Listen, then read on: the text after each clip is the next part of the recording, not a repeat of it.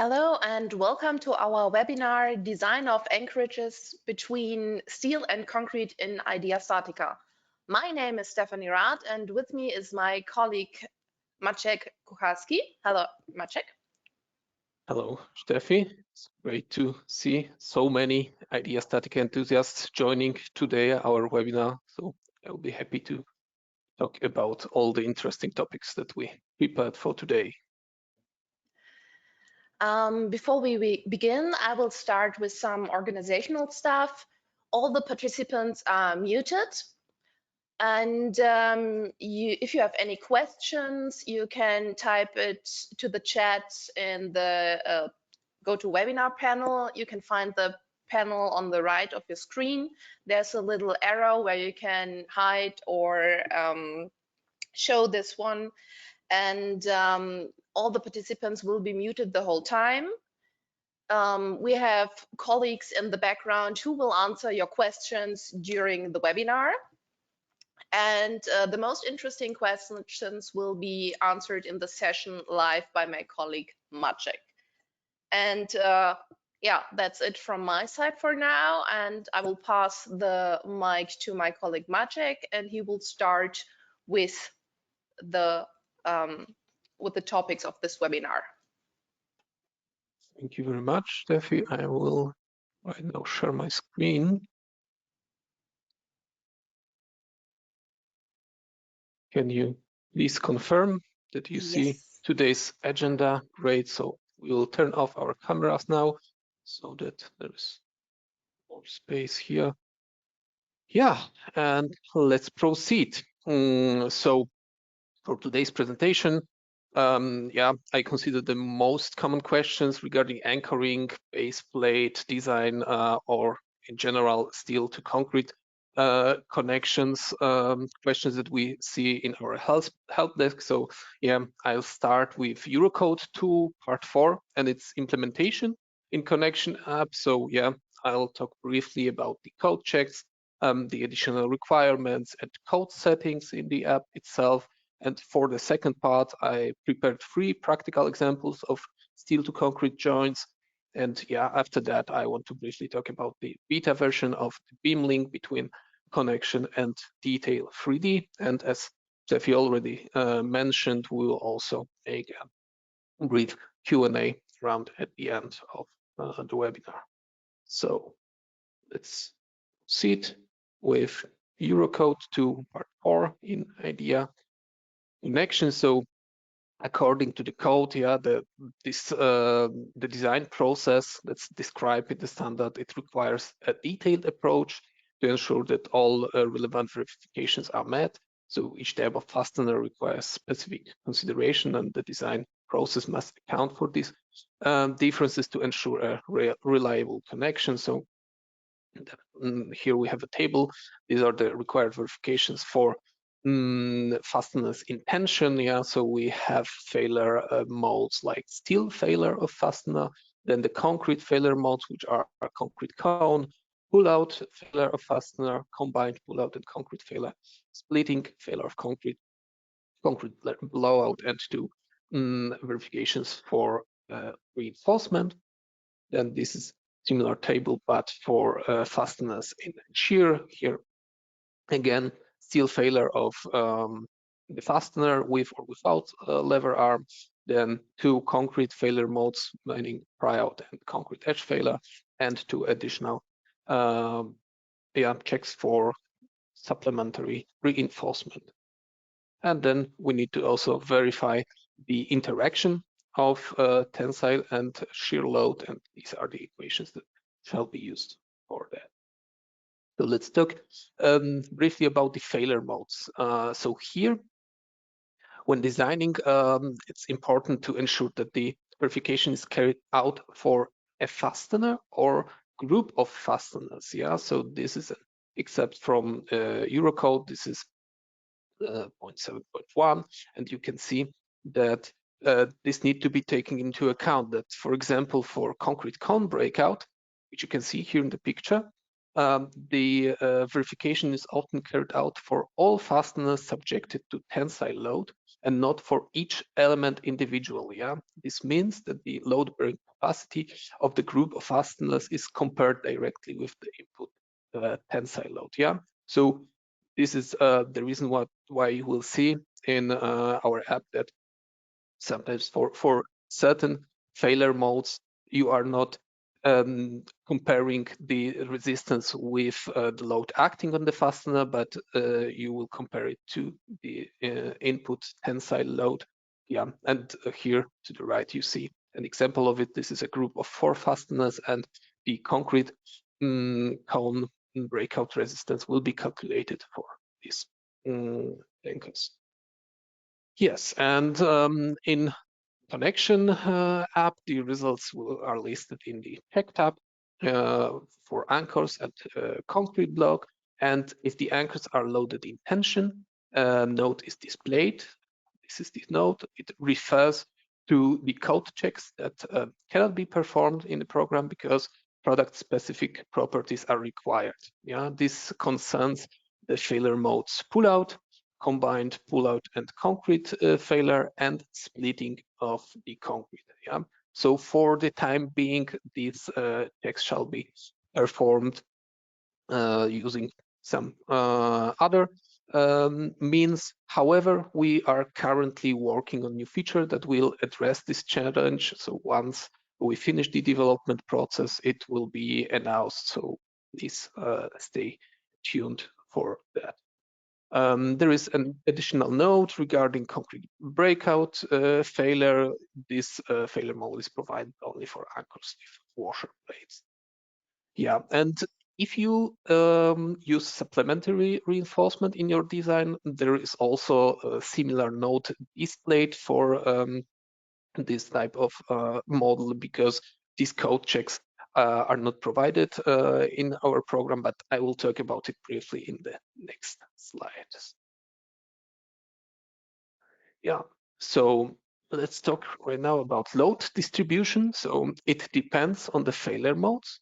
So here, as an example, I have taken the steel failure of fastener and concrete edge breakout.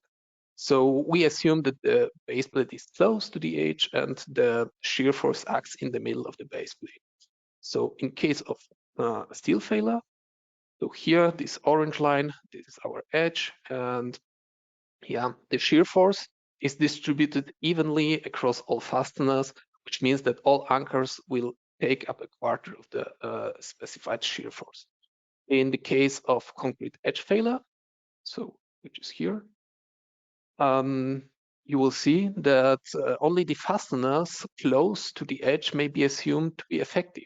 And in this case, the shear force must be taken up by the 2 anchors close to the edge. So this rule can be found in section 6.2.2 of Eurocode 2.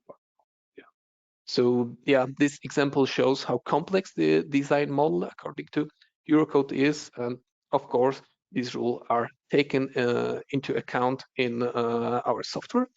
And yeah, for this slide I prepared an example in IDEA. So here you can see this is a pretty much a simple model. We have a column, we have a base plate, and here I assigned 2 load effects, meaning tensile force of 50 kilonewtons and shear force 20 kilonewtons.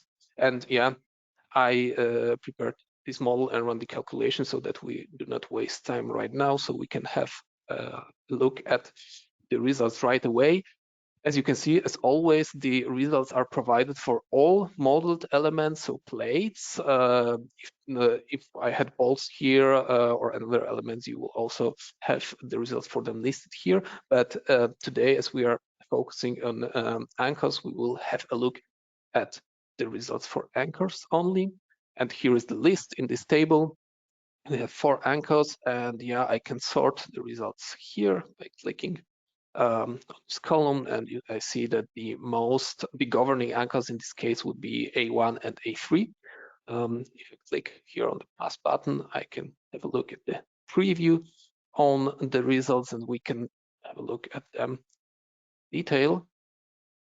So yeah, here at the top, as I mentioned, this is the node that we briefly discussed about these 3 failure modes that are not that we cannot perform the code checks for. And let's have a look at the anchor tensile resistance. You can see that the calculated resistance is compared to the tensile force acting on the fastener. In this case, it's 12.5 kilonewton. And if you have a look at the table here, it's also listed here. So this is the tensile force that acting on this specific anchor. And if we'll scroll down here to the concrete breakout resistance of anchor in tension, you will notice that here the calculated resistance is compared with 50 kilonewtons. So here the acting force is 12.5, but here we are calculating this check for a group of fasteners. And if you take a look here, this check is performed for anchors A1, 2, 3, and 4. So here you find the information which anchors have been taken into account in this code check, and this is why you see that here the resistance is compared with 50 kilonewtons, which is the tensile force we input for our model. Yeah, so these are the tensile forces. If we'll scroll down, we can have a look at the checks for shear force. So the shear resistance, so the calculated resistance, we are comparing with 5 kilonewtons. And one look here at the table, yeah, this is the force that is acting on this fastener. And if we scroll down and have a look at the concrete verification, the concrete edge failure resistance is compared with 10 kilonewtons. Yeah, so 10 kilonewtons, this is the half of the shear load that I input. So here, as I mentioned in the slide, the code check is performed for only 2 anchors that are close to the edge. And in this case, that would be anchors A1 and 3. That's why here we see 10 kilonewtons, because in this case, this check is performed for 1 anchor only. So we are taking half of that load here. And if we take a look at pry-out failure, we'll see that here it's performed for all the anchors connected to the common base plate. So this is, in this case, 20 kilonewton. So yeah, this is an explanation if you were wondering on why you see different load effects here in the checks. So that is the reason for that, because this design model is complex and you need to follow this rule when running these checks. Back to the presentation. Next slide, I would like to briefly talk about some additional requirements. So the standard contains this requirement in section 6.1. So it requires that the prying effects must be considered in the design. Yeah? So in the figure here, these are the forces marked in orange. So if the prying effects are present, the tensile forces acting on the fasteners are greater compared to anchors connected to a rigid base plate. And since the design in Connection app is based on the CBFM method, these effects and the elastic behavior of the base plates are taken into account. So also here I prepared an example in the program to show you how you can verify these forces here. So I will switch the project here. So yeah, also here there's a simple example. We have a column, we have a base plate and 6 anchors here. And I will right now activate stress in concrete, mesh, and here see it deformed and make it a little bit bigger. And if you take a look at the model from this perspective, you can see this the deformation of this base plate. Yeah, if I click on that here, we see that there are stresses in concrete.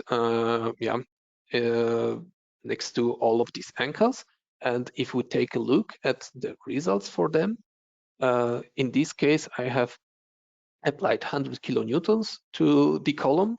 So if this base plate would be stiff or rigid, we will see here like around 17 kilonewtons applied to all of these anchors uniformly.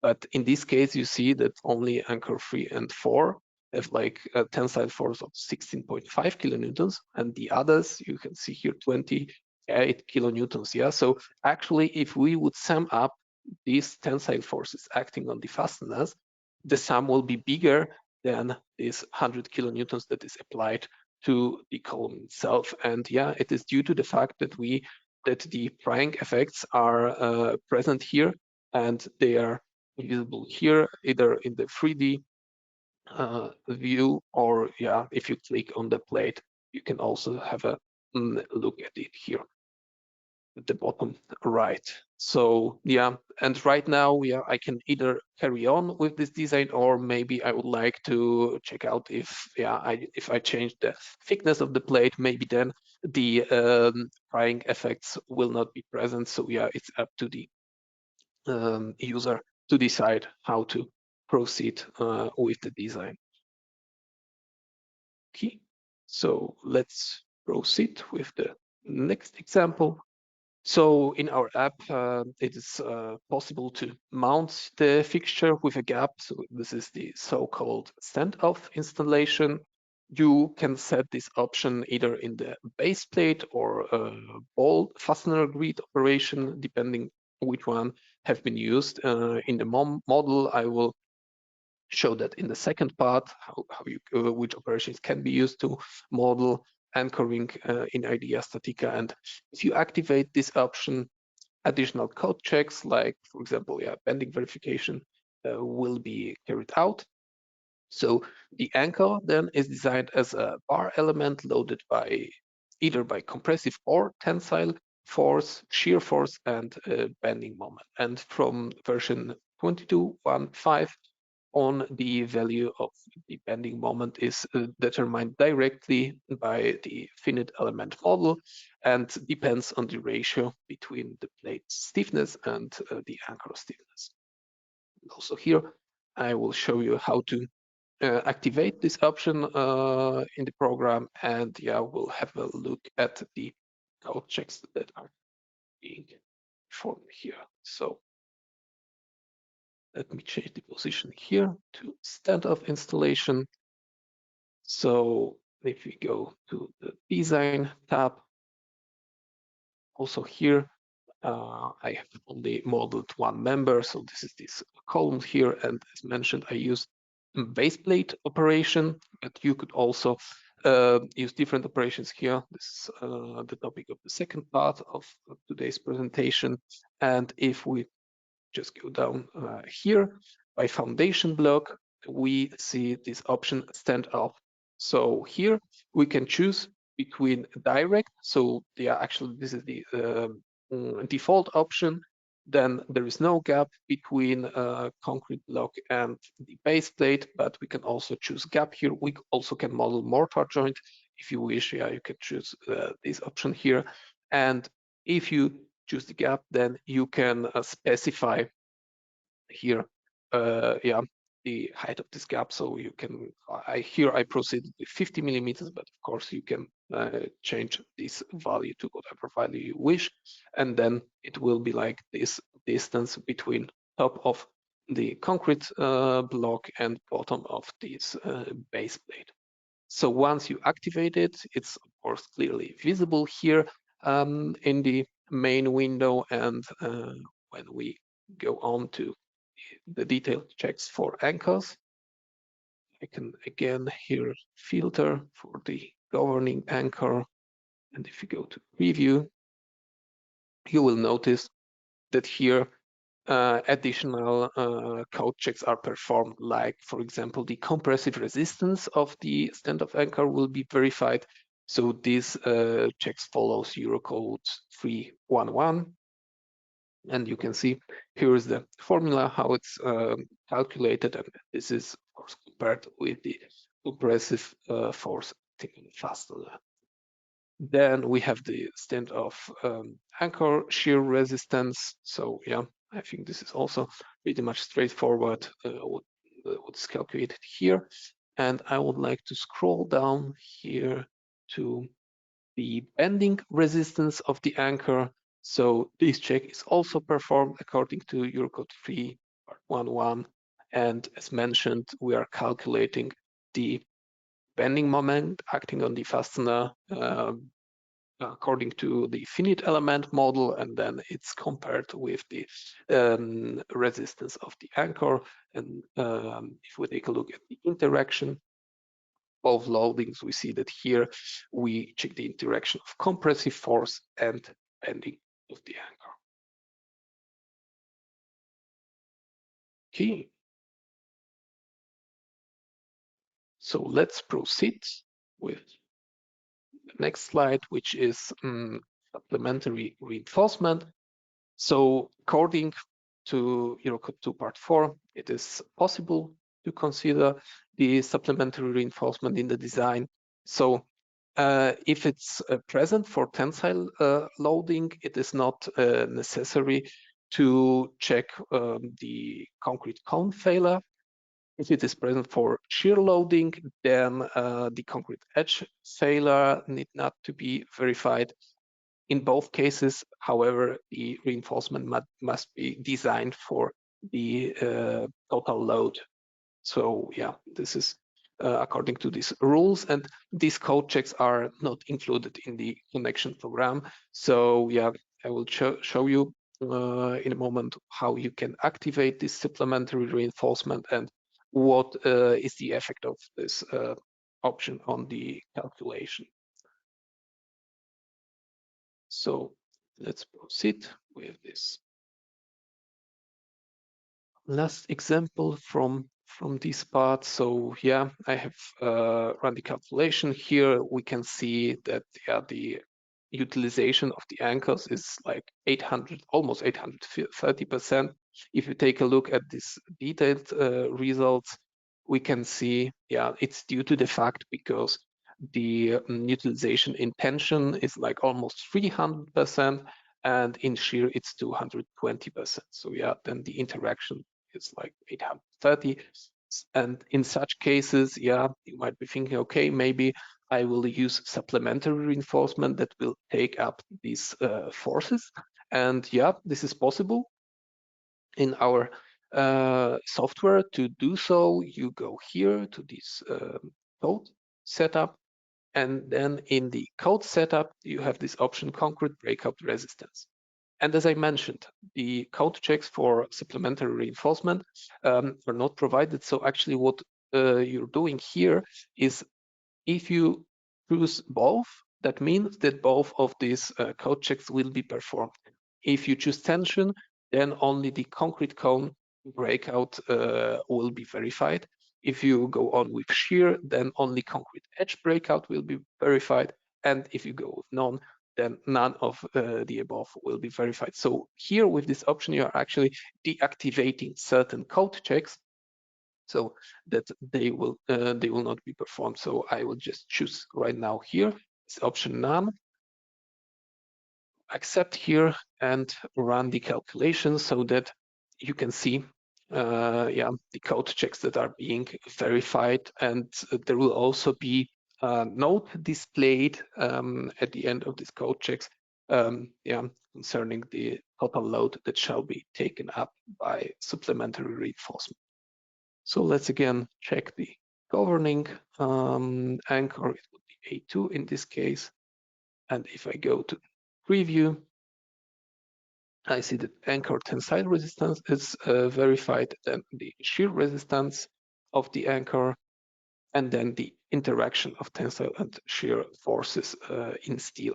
So we see that the concrete verifications are not performed. And if you scroll down, you see here information about supplementary reinforcement, that it should resist force of 260 kilonewtons in tension and 80 kilonewtons in shear.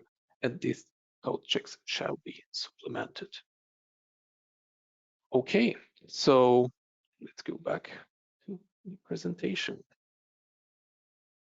Next slide is about shear load transfer. So we have three options here. So friction, this is transmission of shear forces through friction between the base plate and the concrete surface. The shear resistance equals the resistance safety factor multiplied by friction coefficient. and compressive load. And this friction coefficient can be edited in code setup. I will show you in a moment where you can find it. The second option is shear lag. So shear lag is simulated as a stub encased in concrete under the base plate. The shear load is estimated to be transferred by a uniform load distribution acting on the whole portion of the shear lag embedded in the concrete block. That means that all nodes of the shear lag below the concrete surface are uniformly loaded, and the portion of the shear lag above the concrete surface in grout is not assumed to transfer the shear load. And the last option is anchor. So here the shear resistance is determined by the shear resistance of anchors. Yeah, so you can set this in the directly in the base plate or fasten a grid operation. And there is also the third one, sliding, which has been implemented lately, but this one is irrelevant for design in Connection app. Let's talk briefly about code settings. So yeah, you can set a number of factors here, like partial safety factors, for example, gamma inst, that can be found here. You can also set the friction coefficient between steel and concrete. This one can be also edited here in code settings. And yeah, what we haven't talked about so far, you can also define here if this if concrete is tracked or untracked in design. So yeah, this will have an influence on one of the factors that's taken into account in the code checks. Yeah, and there are also other parameters that I will not address now, such as the number of field elements on the components, etc. So yeah, these are the options that can be found there. And if you'd like to see more, then just please have a look at the code settings. And yeah. And that's it for the first part of this presentation. Let's move on with design and modeling in IDEA StatiCa Connection. And yeah, when we are talking about modeling, we need to start with CBFM, so the component-based finite element method that is implemented in our program. So this is a synergy of the component method and finite element analysis. Yeah, as a result, you are flexible with the modeling in the program and can quickly and reliably check both simple and complex connections that consist of multiple members. I won't be going too much into detail here, but I would like to address the modeling part of CBFM. So the plates are modeled as 2D shell elements. Bolts and anchors are modeled as spring elements. The welds as MPC, so multi-point constraint elements. And here, in a very important point, the concrete block is modeled using a Winkler subsoil model and is only effective under compressive forces. This means that although the concrete block is displayed as a 3D element in the app, it is actually a 2D contact element. So yeah, this is important to keep that in mind. And if you're interested, you can find more information about the CBFM model in our support center. There is a whole article about the theoretical background. So yeah, feel free to take it if you're interested in further details. Yeah, and as we celebrate our 10-year anniversary of CBFM, we are thrilled to offer you something special in return to celebrate with us. We present an exclusive offer that is valid until until end of June 2024. So if you buy one license seat, you'll get another one for free. So this offer is a great opportunity to double your access to IDEA StatiCa's powerful tools. In the chat, you will find the link. Please go there to find out more and contact your local IDEA StatiCa office or reseller for more details. So let's move on with the practical examples that that I prepared for today, starting with footing with multiple members, diagonals. So we are jumping here to the second file that I prepared for today. So as mentioned, when you run the calculation, of course, the code checks are performed for all the components that have been used in this model.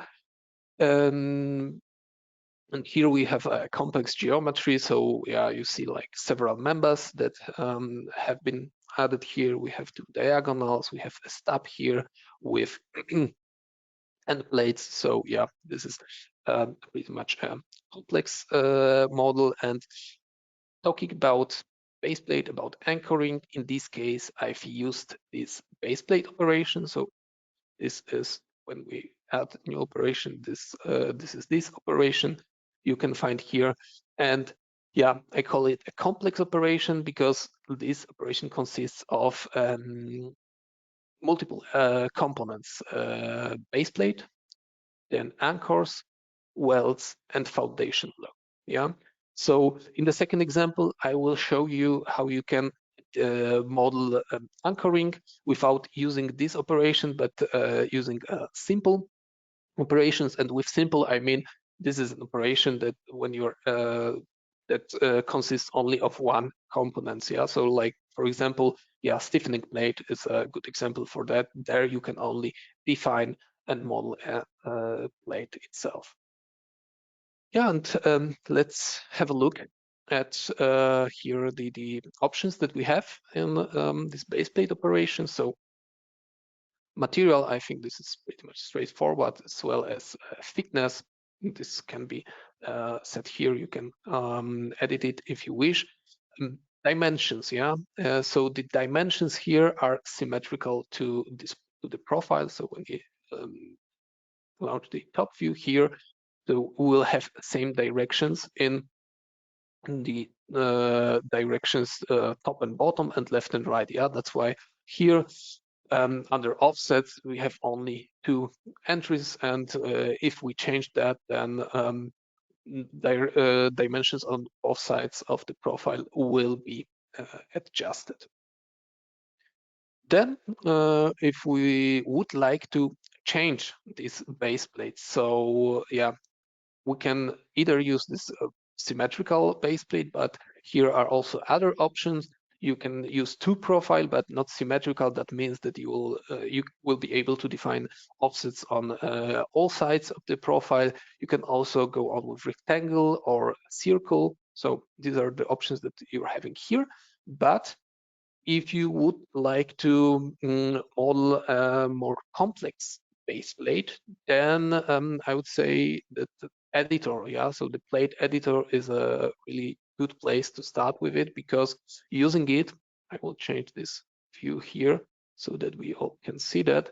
If I use the editor, you will notice that right now I'm able to edit this base plate using all these operations that are visible here. So if I would like to add, yeah, for example, a chamfer for the base plate, I just click on it, define here, for example, 50 millimeters value, and yeah, assign it, I think, to this would be corner number 3. Let's have a look. If I apply it, you can see that this chamfer has been applied to this corner here. I can also add a hole in the base plate, yeah, in the middle. For example, I can go on with a rectangle, or maybe let's take square, it's easier, 75 millimeters. I can specify the rotation here, and if I apply it to our model, you can see here that it has been, yeah, the plate has been modified here in the middle. So yeah, this, you can be really creative and you can model yeah, complex geometries using this plate editor here. And yeah, you can of course also delete these operations if you find out, okay, I don't need it, or I would like to do it differently. Just delete all of them, click on OK, and then everything's back to the shape that has been defined here. Yep, then we're coming to the anchors itself. So first option is type of anchor. So if I click here on this plus button, this is our library. So you can choose from these assemblies here. I think this is pretty straightforward, same as the anchoring length that can be specified here. So I can adjust this value here, like 350, whatever you would like to input here, it can be adjusted. Then let's have a side view here. You can choose here between two, actually 3 anchor types. So it's either straight or with washer plates, and the washer plates can be either circular or rectangular. If you choose it, then you also can define the size of this washer plates. Yeah, and then that's an important option here, top layers and left layers. So these are the dimensions of, so with these options, you can adjust the position of the anchors. So 50 millimeters means that these anchors are placed symmetrically, and this is vertical and horizontal offset from the cross section, yeah? So for this simple layout, that would be enough, yeah, to use this option here. But if your layout is a bit more complex, or you would like to model the ankles using coordinates instead of this option here, then this is also possible, yeah? Then you can go again to plate editor, and here to the right, I will make it a bit bigger, you see the list of all anchors that have been modeled here. And yeah, right now, what I can do, I can assign slotted holes to some of them if I'd like to. These are these options here. So I can assign their horizontal or vertical slotted holes to certain anchor. But as I mentioned, if I would like to work with coordinates, I can explode this layout. And if I click then in the table, you see that this table is right now active. And if I say, for example, okay, anchor number 1, I would like to change the value here, and instead of 200, I would like to have here 100 millimeter, then it's possible, yeah? And you will see this has been adjusted here. This is anchor number 1. So yeah, this is how you can also edit the position of single anchors. And if I click on OK, then it'll be adjusted. But you will also notice that here right now, the top layers and left layers, you cannot change these values because you have exploded your anchors. So these are the options. If you'd like to go back to these options here, then go back to editor, click on restore, click on OK, and then everything's back on track, I would say. So we have these options are considered in the for the position of anchors. Yeah, so this is how you can be flexible with anchor position. And I think, yeah, these are the important points about anchors. Then welds, I think I don't want to go into details about that because this is, I guess, pretty much straightforward here.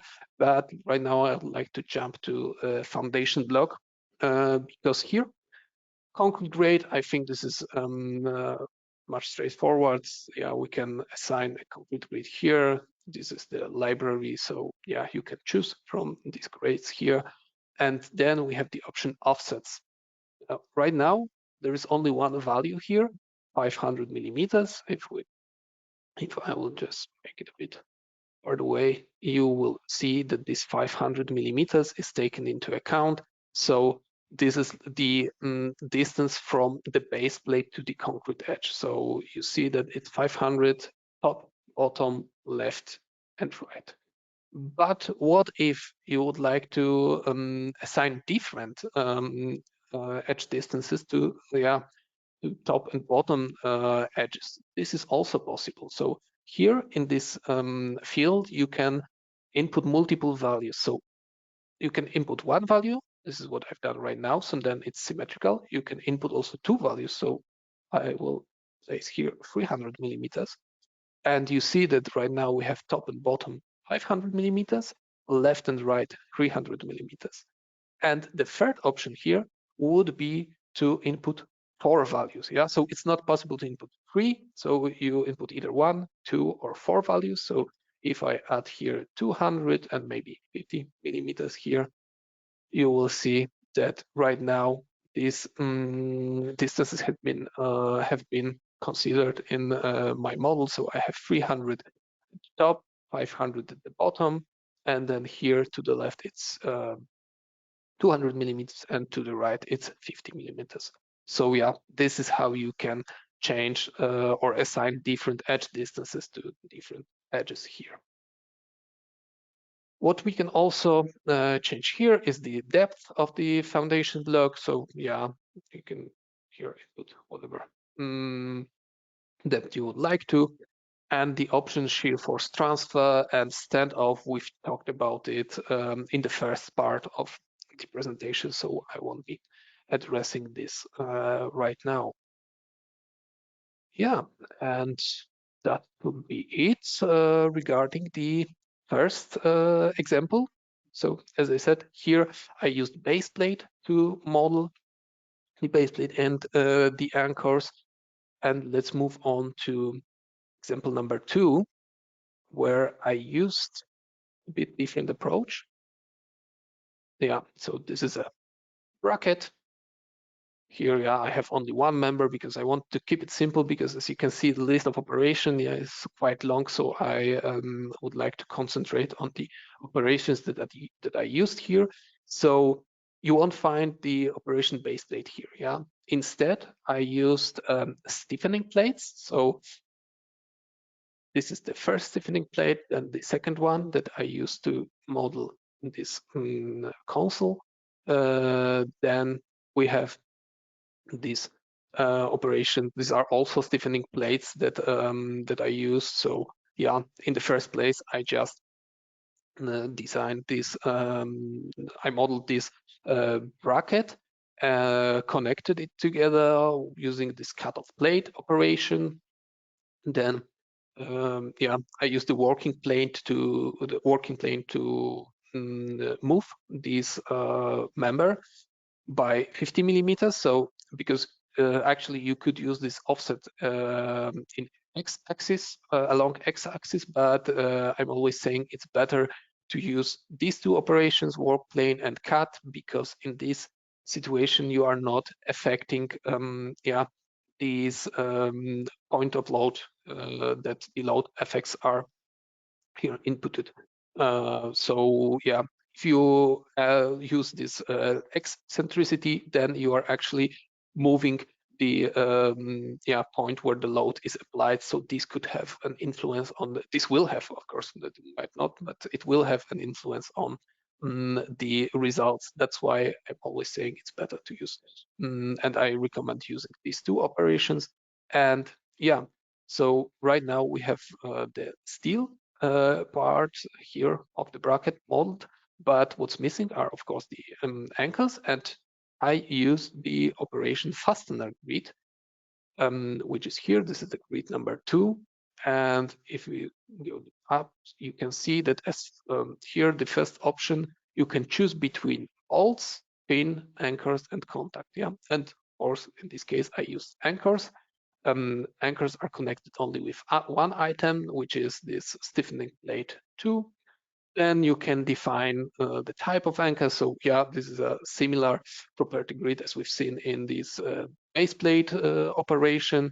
You can, yeah, here yeah, edit the position of this anchor. And yeah, what I've done here, I could place all these 4 anchors using only one fastener grid operation, but yeah, for this demonstration, I wanted to also to show you that you can actually also use 4 different fastener grids operation, and this is what I've done. So yeah, so grid number 2, this is this anchor here at the top left, then number 3, this is top right anchor, and then same here, bottom left, bottom right. So this is also possible. Yeah, you can use one operation, but you also can, if you'd like to, you can use multiple operations. The important part here is when you are defining a foundation block, and this foundation block is defined here, I define new block only in the first operation. Yeah, so the first operation is anchored to new block, then it's related to late SP2, and then we have the properties of this foundation block. And for all other operations, meaning here discrete 3, 4, and 5, here under foundation block, I chose the option anchored to existing block. And this is important. Yeah, it's important to keep that in mind, because thanks to that, the program will recognize that these anchors belong to a group of anchors, and then the code checks will be performed accordingly. So yeah, this is the other option that you can use if you'd like to model your anchoring using this simple operations here. Yeah, and let's move on to the last example that I have here. It's a column with 2 angle profiles, and these angle profiles are anchored in same foundation block. So yeah, if I take a look at this anchors that I modeled here, you can see similar as previously. I chose here as fastener anchors, and then here as the item, I chose the bottom flange of the first angle, and then the bottom flange of the second angle, and the second one is anchored to existing blocks. So yeah, these are also, I would say this is a similar model as the second one, but here instead of stiffening plate, I used a stiffening member. So this is also possible.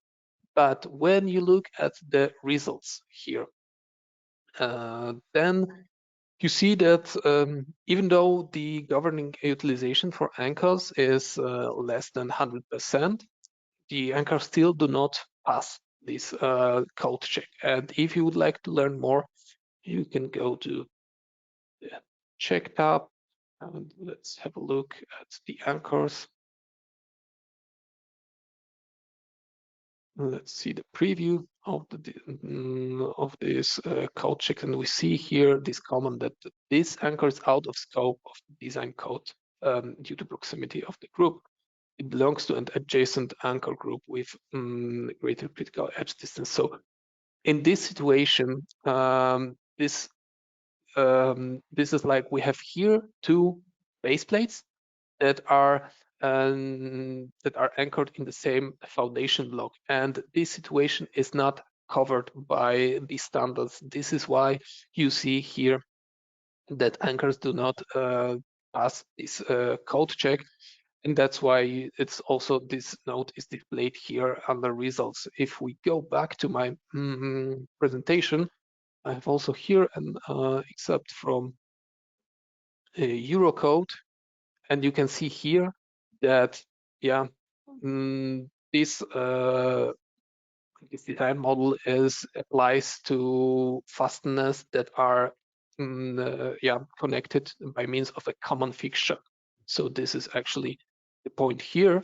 And one thing that I forgot to mention in the second example, if you define these anchors as single operations, single entities, then you need to take into account that all of these anchors need to be of same type and size, meaning same diameter, same grade, same anchorage length. Otherwise, you will also see that the anchors do not pass the code checks, because it's also not covered by the current standard.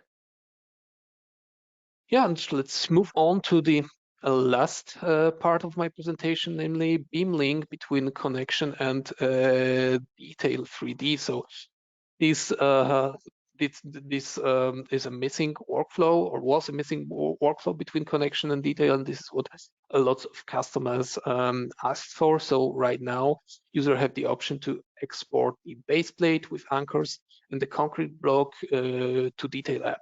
Thanks to that, it is possible to reinforce the concrete block and run the calculation using volume elements in the detail app. And yeah, it's possible for anchoring only. You are exporting, as I mentioned, the base plate and concrete block, and together with that, the forces from welds are exported into detail. And for the time being, it's possible to run the code checks according to Eurocode for ultimate limit state.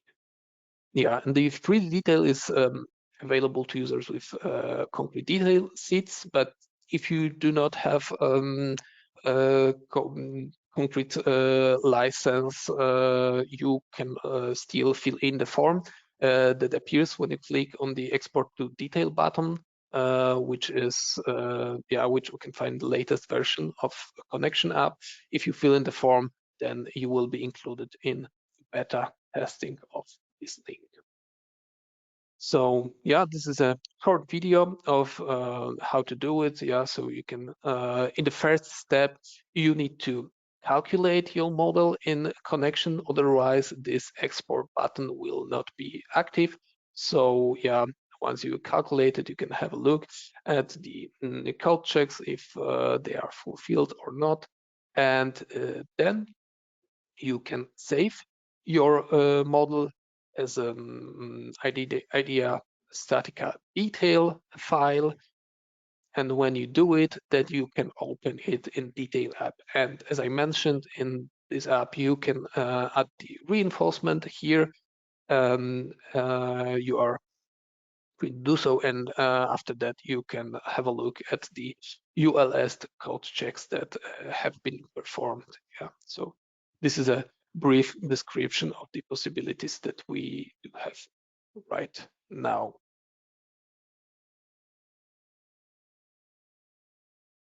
Thank you, Maciek, for your nice presentation.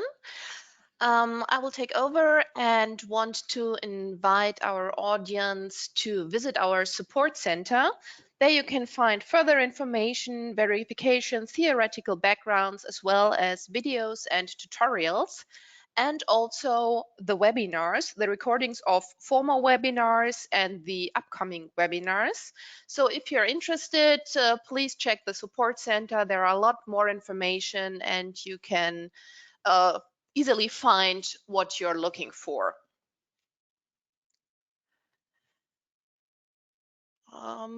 Let me just quickly, so you should see my screen hopefully.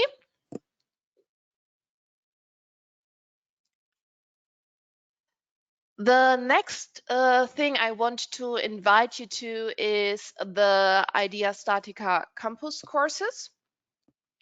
There you can do trainings and learn in your own pace. You can study the topics and take little quizzes.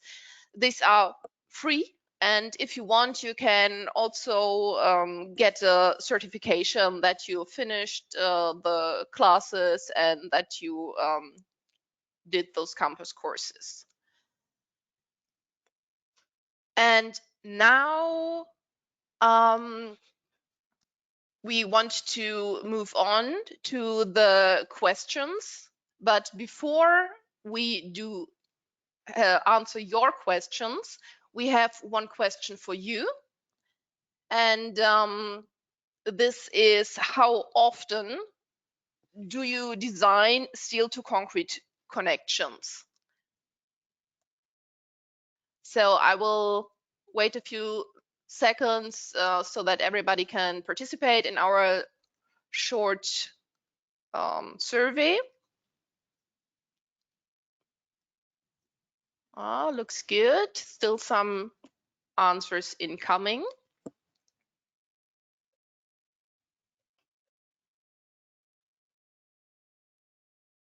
Okay. So I have closed the survey and let's check the results. So almost half of you use those kind of connections in every project. That's very interesting, and it shows us that it's an important topic to work on.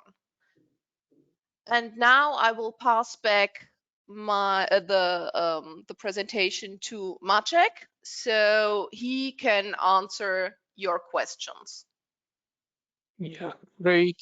Thank you, Steffi. We can proceed with this with the Q&A session. Let me just share my screen, and I will answer the questions that we have here in chat.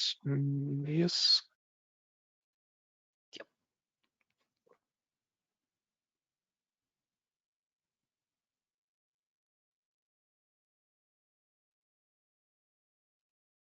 Yeah, can you see my screen right now? Sorry, I was. Yeah, I think you see. Yeah, great. We're back. So, yeah, the first question that I see here is, it's about the recording. If this will be available, yes, it will be available on our webpage, and it will be uploaded to our YouTube channel. Then there is one question: if we plan to add the code checks for supplementary reinforcement in Connection app. So no, this is not planned to be added in the Connection app. You can verify that in detail, as I showed in the last slide. There is one more question regarding shear load transfer and the sliding option. So yeah, it's I mentioned that it's irrelevant for Connection because yeah, this option has been added for a member app. So if you are using member app, then you can use this option. There is also a knowledge base article in our support center regarding this option. So yeah, feel free to look at that. Okay, and I see here there are more questions coming. I think we'll just get back to all users that haven't received their question after our webinar. So yeah, we will be contacting you directly. And yeah, right now, what else can I say? Thank you very much for today's webinar. I hope you enjoyed the content and that it was useful for you to learn a bit more about some basic stuff, some more advanced stuff, but I hope that this will help you with preparing the models with better understanding the logic of the program and also the code checks that are implemented. And yeah, regarding next sessions, we'll be happy to welcome you after the summer break. So in September, we will prepare further webinars about concrete and steel topics. And once again, thank you very much for taking part in today's webinar. Thank you. See you in the next webinars.